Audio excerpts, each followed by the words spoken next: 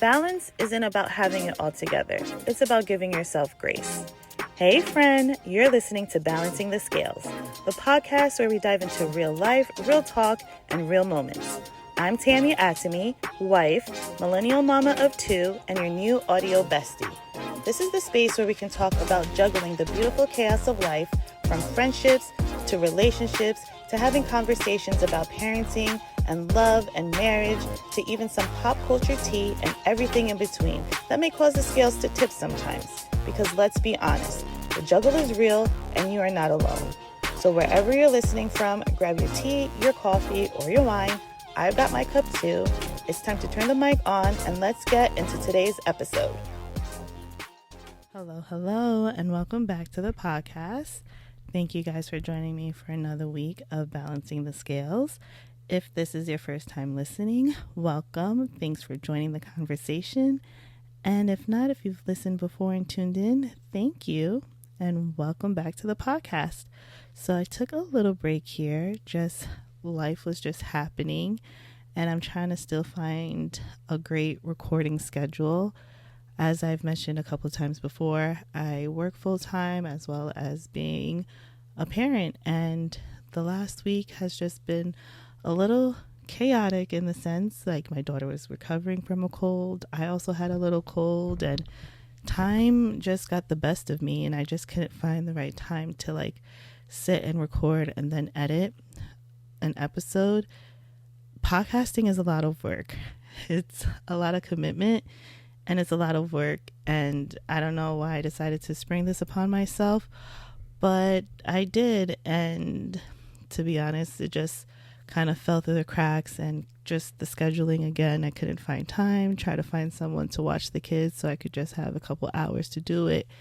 And we're also in the beginning of the holiday season, so I'm scheduling all the things, trying to schedule family pictures and trying to coordinate the outfits and schedules with my son, has different activities with school. So life was just not making an excuse, and it is what it is. I guess I'll tie it in with the scale check. I guess last week my scale was definitely heavy, weighed down just with life. Nothing too dramatic, but it was just a lot on my plate at that time last weekend.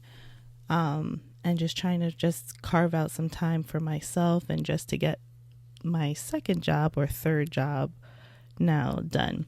So I hope you guys are doing well. Trying to be consistent with this, but again, podcasting is a lot harder than it seems out there. I mean, I don't have a team. This is pretty much a one-woman job, and this is a one-woman show. So to do it all takes a lot, but I'm here showing up as best as I can.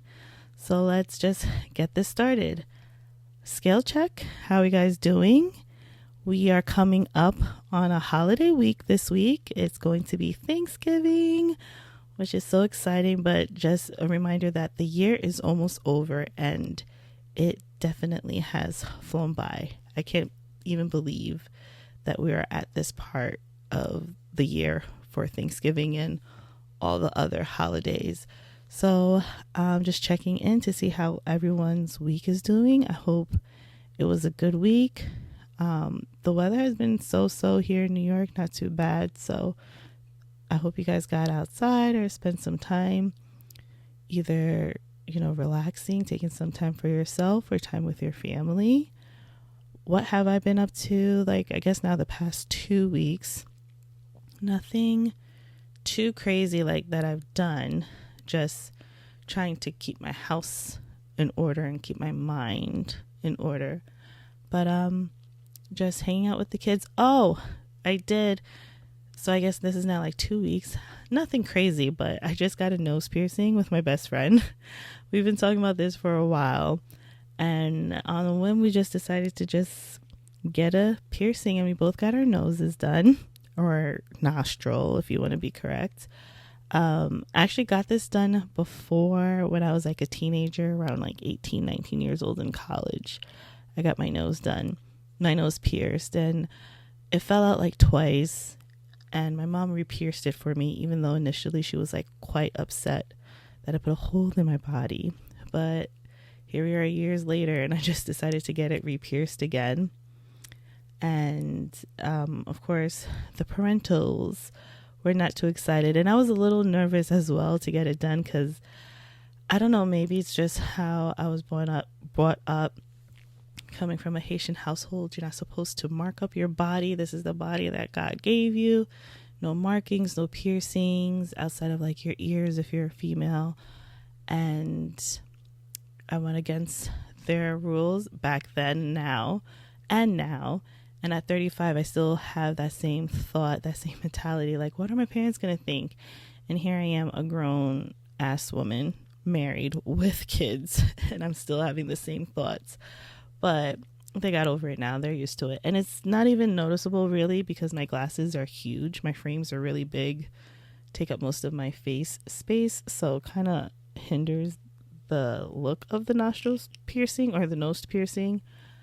But they'll be fine. It's okay. And my son, too, I was kind of hesitant of what his reaction was going to be, because he notices everything. At like this age of 5 years old, they're very observant, and he's so detail oriented as well. Like, he notices any change that happens to me, even down to like my nail color, or like if I wear different shoes or something that doesn't go according to the schedule, because we're pretty much routine sometimes, or I like try to be and keep him on a routine. So I was kind of nervous-ish to see what he would think, because again, for the past 5 years, he's seen my face looking this way. He doesn't know that mommy had a life before him and did things before him. So I was just kind of curious to see what his reaction was going to be. And to be honest, it wasn't anything jarring. He was like, oh, wow, it's cool. You got a nose piercing. And he's like, just like Tati or whatever. And I was like, yeah. And he was asking like if it hurt. Did I bleed? Like, the million questions that toddlers ask. And I was just answering them and being honest with him and saying, no, it didn't hurt. Mommy had this before, whatever. And then like 10 minutes later, he was over it. And now it's just part of my face. And my daughter, not so much. I mean, thankfully, she hasn't touched my face or my nose. I was also a little hesitant about that, because she's in that phase of touching everything and grabbing everything, especially on me. Like, my hair stays up in this mom bun forever, because if my hair is down, she's pulling it. She does pull off my glasses sometimes. She's definitely on my chains and my necklace that I wear. So I was just nervous about her touching my face. And, the aftercare, they tell you don't touch it, try not to knock into it, carefully wash your nose, all this stuff. And I was a little nervous about her knocking into it. But so far, we're in the clear. We're all good. So that's pretty exciting, I guess, for me, because I don't do much outside of work and with the kids. And then we also took our holiday family photos, which I'm so excited about. I got it done early this year, and I want to keep it going. This is like a great kind of tradition that I want to keep going. We did family photos when my son was first born, so back in 2020, and we did like Santa photos at our mall, which we did for holiday cards. And then last year, I was so not into anything planning. I was heavily pregnant by this time last year. I was like 8 months pregnant, 7.5, 8 months pregnant around this time for the holidays. And then my daughter was born 2 weeks after Christmas. So I was nearing towards the end of the pregnancy where everything was bothering me and I was so over it. So we didn't do Christmas cards. But this year I was on it. I was like, nope, we're going to get this done. I feel like our family is kind of like complete at this point. And I tried to schedule it and plan ahead, had my husband take time off, and we got it done. So excited. Everyone's outfits, coordinated, and we're ready to go. But of course, when it came down to it, little miss over here was throwing a fit. She was up earlier than she normally would have, and she stayed awake longer, so her wake window was longer, which resulted in a cranky baby during our it was supposed to be 20 minutes, but it turned into like 40 minutes session. Of course, we were running late because she woke up she eventually fell asleep for her nap, but 2 hours later than she normally would have. And then when she woke up, I had to feed her because I was like, I just want her to be happier for this moon. But no, she wasn't trying to eat. She was just very, very tired. I think she was overtired.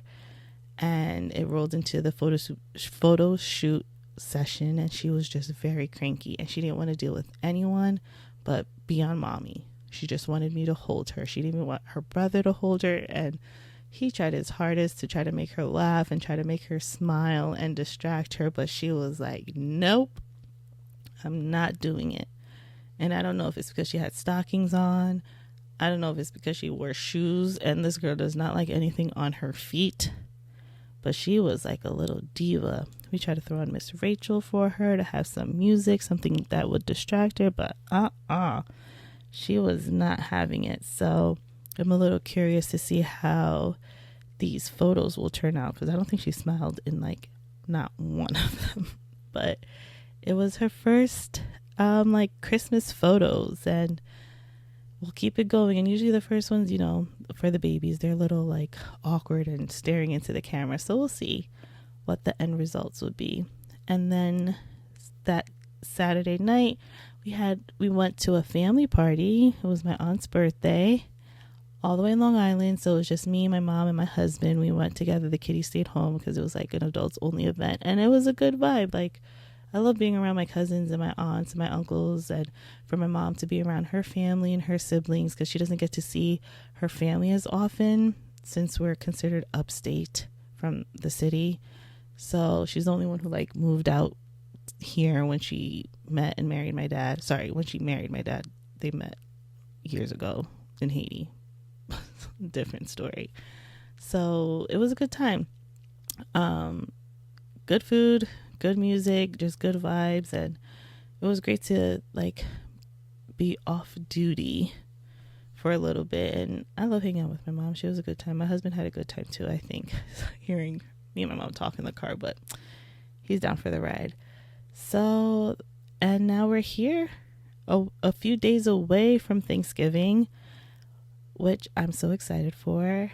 Short work week, short week for school, and we're getting right into the holiday season. So, which brings me rolling right into our episode for today. So, to keep the spirit going of the holidays as we're entering the holiday season, as I keep mentioning, I would like to talk about holiday traditions, specifically Thanksgiving traditions. So, Thanksgiving in my household, my parents' household, is a huge deal. Since I could remember, even as a little kid, as a little girl, it's been a big deal. And now going into my adulthood, my parenthood, I feel I'm carrying that tradition of it being a big deal in my household as well. I come from a big family from both sides. Both my parents are one of several kids. I think my dad is one of 13. My mom is one of 3 from her mother, but one of 8 or 9 from her dad. So we have a big family. And then, of course, the extended family with cousins, play cousins, all of that. So growing up, it was my parents' house where everyone met for the holidays, for Thanksgiving. And my mom will be up cooking from I was up maybe 10, 11. She definitely was up before that, because even coming downstairs, something was already in the oven. A couple dishes of food was already made. And I love that chaos of everyone scrambling in the kitchen, and my mom making food, my father prepping our dining table and the utensils and the silverware. I love that as a little girl. looking back, I think I loved it. Back then, doing it in that moment, I was dreading doing those stuff, but it taught me something. I think it taught me not just etiquette, but it taught me that working together as a family to just complete this task. It probably brought out a little bit of the type A personality that I have. It probably introduced me to like the beginning of creating events and planning things. And funny enough, this wasn't something that was like planned by the book. It's not like we spent months, or my parents, I don't think, spent months like curating a menu and making it like aesthetically pleasing and all that stuff. It was more natural, what felt great as a family vibe, very nostalgia. And every year around this time, I just flashed back to those moments at my old house and just having our whole family gathered around, and it even overflowed to like the children's table and just the plates clinking together and the laughter and the smell of the food and hearing the music and the chatter, like the warmth, the coziness. That's the vibe that I loved. That's the vibe that I missed. So growing up, Thanksgiving wasn't just a meal. It was an event. My parents always hosted the event. It was held at our house and everyone knew it because we would get calls maybe like 2 to 3 weeks before just to ensure if Thanksgiving was going to be at my parents' house and at what time it started, which it never started on time. We ate late. My mom would say dinner is ready at like 4 or 5 o'clock. We wouldn't start carving that turkey until like 7 p.m. And it wasn't because the food was brought out late. It was when people arrived, it was catching up. And the chatter and the toast and drinking. My dad would make like his Haitian liquor, or we would have cremas, which is, I think I might get attacked for this. I think it's similar to coquito, but it's like another Haitian rum. Cremas. I think there's coconut in it with the Haitian rum, like babaku. Please excuse me, I don't know what's in it, so don't attack me, my fellow Haitians. I don't drink it that much, but from the smells of it, that's what it smelled like it's made from. But pretty much drinking, and that's our version of a cocktail hour. Let's start from the night before Thanksgiving. So our Thanksgiving prep, I don't want to really say the night. It could be like a few days before or the week of. So we'll start with Sunday from what I could remember. My mom will start, going grocery shopping over the weekend, getting the things for stuffing the turkey and making all the several dishes. And it will be a lot of prep and food. I remember her just coming in with bags and bags and bags and bags of food just on our kitchen table, and she's just prepping. But I remember my mom like telling us to like leave the kitchen and let it be, because when she's in the kitchen, especially for Thanksgiving, she's in the zone. So we knew where to go every year. It was the same thing. We would go with my dad and start prepping like the eating area, which would be our dining room. At my old house, it was our formal dining room, and then the kids had downstairs, which is like our second living room. We turned it into a playroom at one time, and then that was just like the overflow if we had family over. So we would kind of extend our dining room table. It was a leaf, or there was a leaf, which is like kind of, the table is kind of like in panels, and you could extend it from fitting, I think, 8 people, 3 on each side, and then the 2 ends, and then it would extend to fit maybe another 12. Then we would add like 2 other tables to it and add extra chairs, and then you would do the whole things, put tablecloths, the centerpieces, chargers, dinner plates. But one of my favorite parts and one of my favorite memories that I remember for setting up for Thanksgiving was my parents had these old like silver candelabras. We had about maybe 4, and we would have to polish them. I guess it was like child labor, but it was actually something I would look forward to. And we would sit there and polish them, and they had like I think it was like 5 pillars, because it was 4 around the sides and then the one in the middle. and just sit there and try to polish them each year and just make sure they shined. And my dad was like keen on it and like, make sure they're shiny. I want to see my face in the silver. And my brothers and I not my younger brother. He wasn't born he was born, but little, very, very little during this time. So it would be like me and my older brother and my cousin. One of my cousins would sit there and try to polish all the silver candelabras, washing the silverware, and we had to use like real silverware and real utensils and real like plates. There was no plastic, especially with my dad. Like even now he hates that we like order plastics, and even if it's like acrylic, he doesn't like that. He wants like real glass, real plates, real utensils, real cups, like glassware. And we have like dishes specifically for Thanksgiving, and then we have those dishes specifically for Christmas dinners, and then we have plates specifically for Easter dinner, and they're all real. And just sitting there and like washing all of them. Did we have a dishwasher back then? No, this is like late 90s.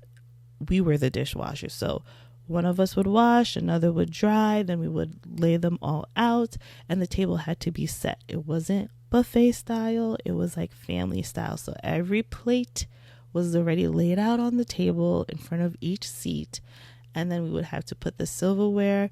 I believe he said it was like on the left, and then there were 2 cups per plate, one for water and then one for like your soda or the wine for the adults table.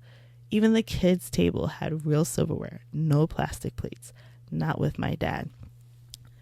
And then we had like the runner out on the table, and that was the setup like the few days leading up to Thanksgiving, because it was like, one day to just wash and dry, like take out the silverware, like find it in our cabinet, and then wash the plates and the utensils was like another day.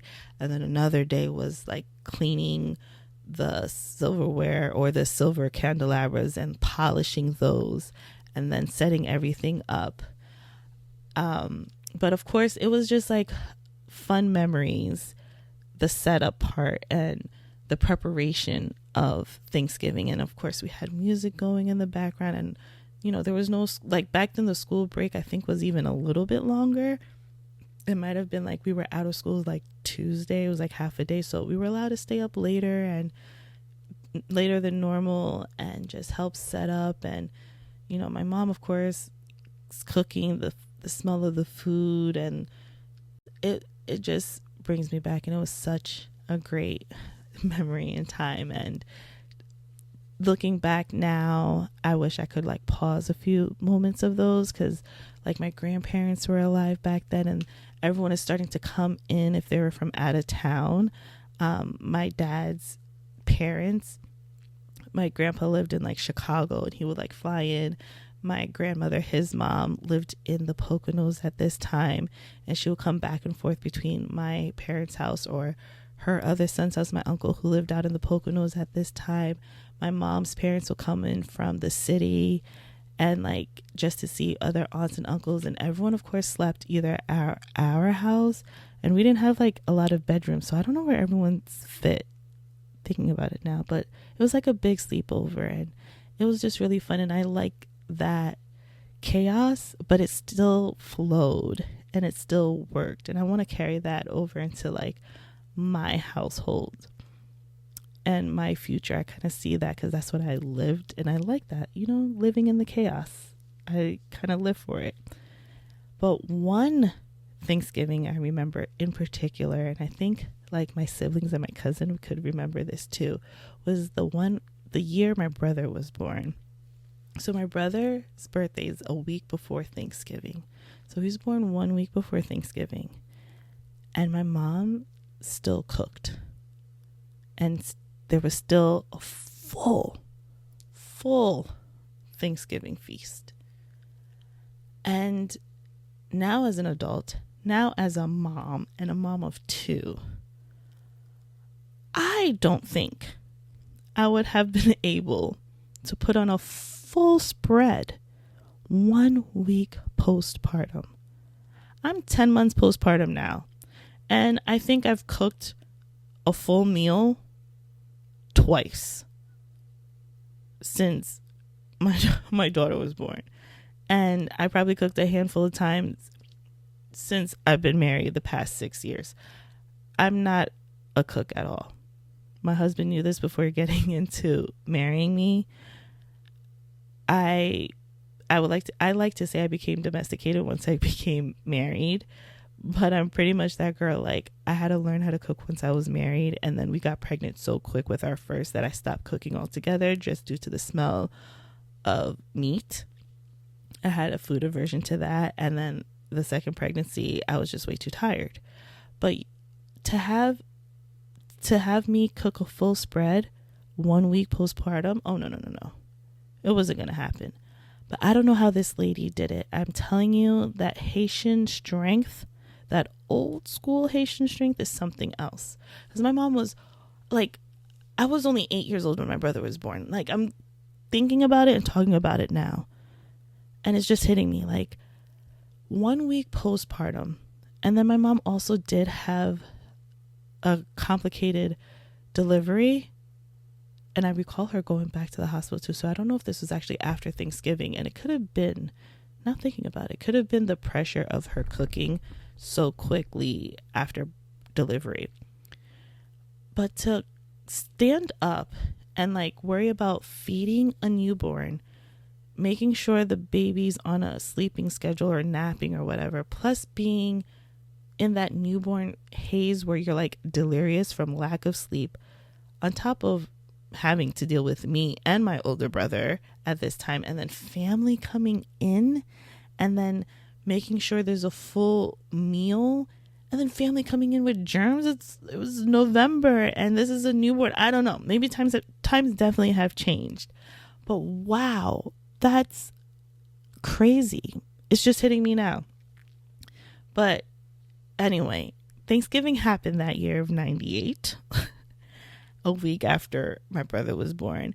And I remember all the kids, we were downstairs and playing around, and my brother's playing music in his room. I think video games was on or something, and just laughing and running around, and we're being chaotic. We're being kids, like maybe like 20 of us or something. And then my mom yells from downstairs, "Quiet, the baby is sleeping." Now that could have been her postpartum rage then, but for an 8-year-old, I'm like, what? I was like, oh man, you never want to let us have fun. Once the baby got here, we always have to be quiet. I was so dramatic at 8 years old, but I went from, being the youngest to now having a little brother, and in an 8-year-old's eyes, that baby was taking over everything, because the attention quickly went from Tammy to him. And then I'm like, it's Thanksgiving, my cousins are here, we can't make noise, we can't have fun. But I distinctly remember that, and it's just wild to think, really, now being a mom of my own and being a mom of two, that my mom was able to execute that, and I don't think she skipped a beat. And that's the thing about, I guess, us moms. I'm speaking to the moms in this one, and I'm speaking from my experience as a mom. No shade on the dads, but the moms, when it comes to the holidays and making those holiday memories and those traditions, it comes from us. I didn't realize it then as a young kid. The holidays come around, and it's just like, oh, the tree is up. Oh, there's turkey on the table. Oh, wow, Santa came and bought all these presents, and he ate all the cookies. And now, being on the other side of it for the past 5 years with doing it with my son, and this will be my daughter's first holiday season, I just realized that moms really make the memories happen, make that magic happen. And kudos to us for doing it too. And I don't know if any mom is like me. It's like, I'm thinking about this as I'm sleeping, of, wow, I got to make sure, this is done. Like when it came for our family photos, I had to make sure everyone had their outfit. First, think of a theme of the photo shoot and coordinate all the outfits. Make sure everything is ordered on time, in the right size, that they arrived, ironed, pressed, washed. Everyone's ready on time. Schedule the photo shoot, making sure everyone's getting out the house. And I was doing this, and I'm not even hosting Thanksgiving. I have yet to host Thanksgiving, so I can't even imagine planning all of this while also trying to curate a menu and handle who's coming, setting up tables and all that. I mean, eventually I like to do it. It will get done, and I live off chaos, but you know, it's those little things. And then when like Christmas comes around, making sure, you know, the gifts are ordered in the right size if they're clothes, or sending out like wish lists to other family members, because everyone asks the mothers what the child wants for Christmas. Not, I don't think the dads were asked, or it's like, what size are the kids, this, that, and the third, or just making sure, you know, we're going through all the toys and making room for the new toys that are going to come in, even though you specifically said no more toys, but somehow they come through. So you have to kind of take inventory of last year's toys or toys from birthdays past to make room for the new ones.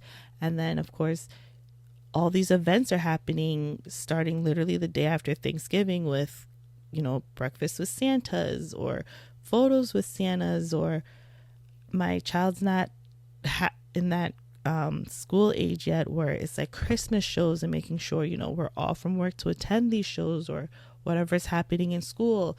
Then add making like class gifts, and then making sure there's enough for all the students in the class, and then holiday gifts for the teachers if they have teachers' aides, if they have multiple teachers, if you have multiple kids in school age grades, you got to get multiple gifts for those teachers, the bus drivers, the bus monitors. Like, the list goes on and on, like with everything else in life. But I feel like the holidays put on such a strain on moms specifically, because we're the ones who are making the list, checking it twice, and remembering that the list is checked off and everything is done before Christmas.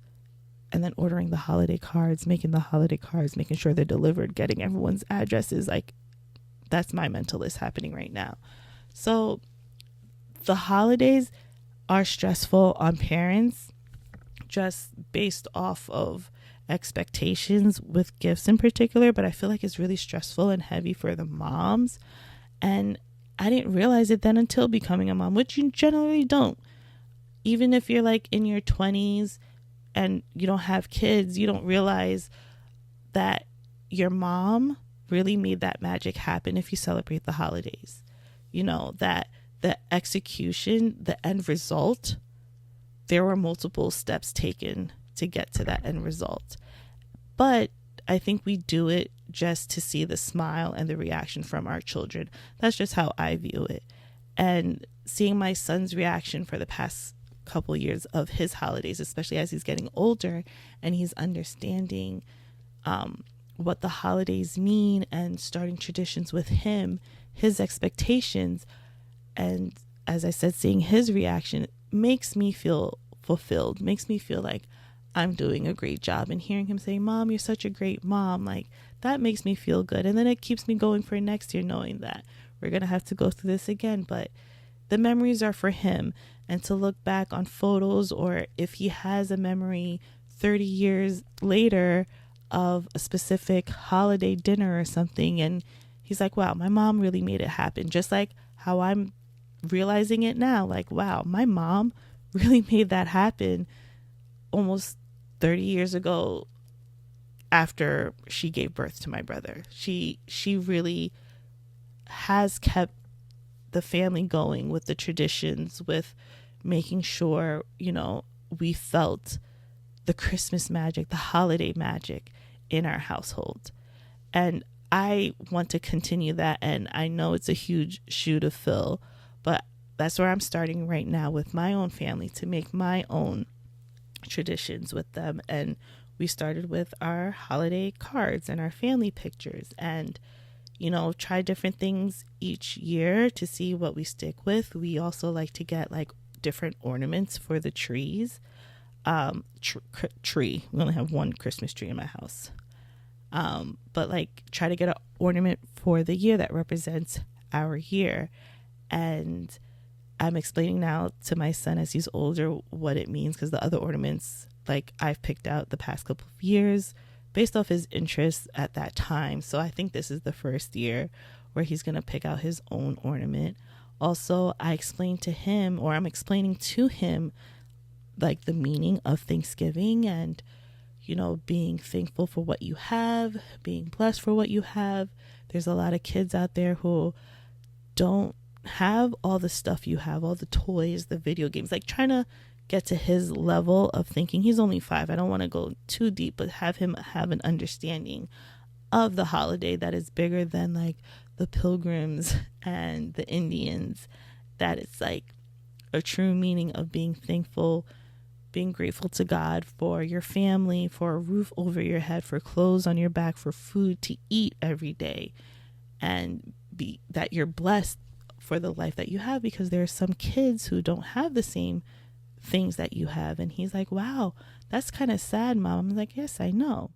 Also, another tradition that I've been doing with my mom in particular is at our church on Thanksgiving morning.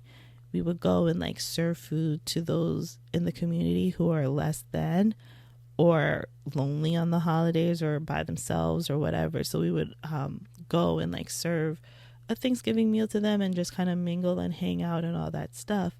So this year, I'm actually really looking forward to it. I haven't gone in maybe like the past 4-5 years because my son was younger. So this year, I'm actually going to take him with me, and we're going to go with my mom and like serve food together. And I actually told him about it today. He was kind of really excited and looking forward to going. So that was part of our conversation of what Thanksgiving is and about giving back. So he is getting older and his brain is developing more, and I want him to have those thoughts and those ideas kind of ingrained in his brain and his development so he could carry it on with him, because I want to raise good people in society. That's my thought always in the back of my mind, that I'm raising the future. And I think this is the perfect age to instill this into him and to kind of shape the type of man that he's going to be in the future, to remember that it's not always about him, but to give back, that he is very blessed and fortunate to have what he has, and being able, when he's older, being able to afford what he has. But it's also great to be gracious, to be thankful, to be grateful, and to give back. And you're welcome to my future daughter-in-law, that I'm trying to raise a very well-rounded man. And I want to do the same thing when my daughter gets of age too. So you're welcome to my future son-in-law. So those are some of my family traditions for Thanksgiving. We gather around together, we eat, we laugh, we drink, and we just enjoy each other's fellowship. And it's always at my parents' house.